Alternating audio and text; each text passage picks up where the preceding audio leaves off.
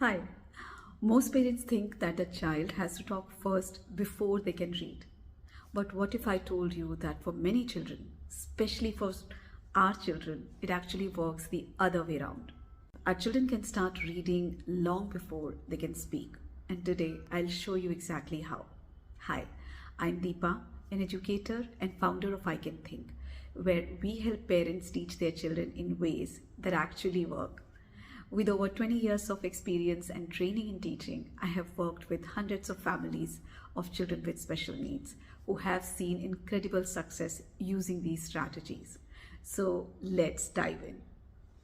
Why reading can come before speaking? Many reasons, but one, reading is a visual skill and speech is a motor skill. Reading is about recognizing patterns and symbols. It's a visual process. Speaking, on the other hand, requires muscle coordination, jaw, tongue, lips, and takes longer to develop. Think of it this way. Many children recognize company logos, food, labels, or their favorite YouTube channel names long before they ever say them aloud. That's because their brains are already reading visually. And the myth that kids need to learn letters first, it's all over the world right now. Well, parents often focus on ABCs first, but for children with language delays or special needs, starting with full words is much more effective. Why? Because speech processing in the brain doesn't depend on phonics alone. Many children process whole words as images first, and that's their entry point into reading. Remember, how did we all learn to read? Or if you ever had to spell out APPLE before recognizing the fruit. We don't. We just see it and know what it is. Kids learn reading the same way. There are many strategies that you can use for teaching reading before speaking. Number one would be start with whole words, not just letters, sight words. Use real life labels. Put sticky notes around the house, words like door, cupboard, refrigerator, TV, curtains, everything can be labeled around the house. Make sight word flashcards with words your child sees daily. Family names, favorite food, ball, cat, daily objects. Pair words with real life experiences. If your child loves banana, show them the word banana by giving them one. The brain starts making connections. Use predictable books and repetition. Choose books with repeating patterns like brown bear, what do you see? Or the very hungry caterpillar. These books help children anticipate and remember words. Point to each word as you read so they start recognizing these word shapes. Let them finish sentences. After a few reads, pause and let your child fill in the missing word. They'll start recognizing it. Sight words before phonics.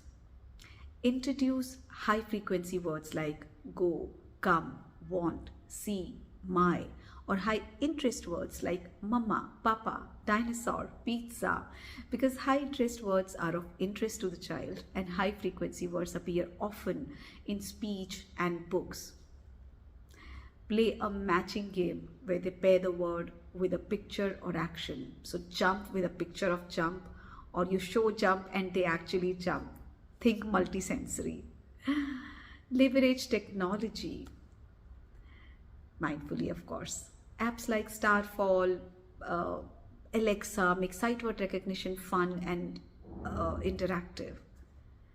Use subtitles while watching cartoons. Children pick up word recognition faster when it is of their interest.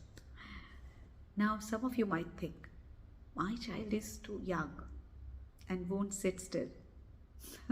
Well, you don't need to force them to sit for an hour. Just 4 to 5 minutes of exposure daily, 3 to 4 times is enough.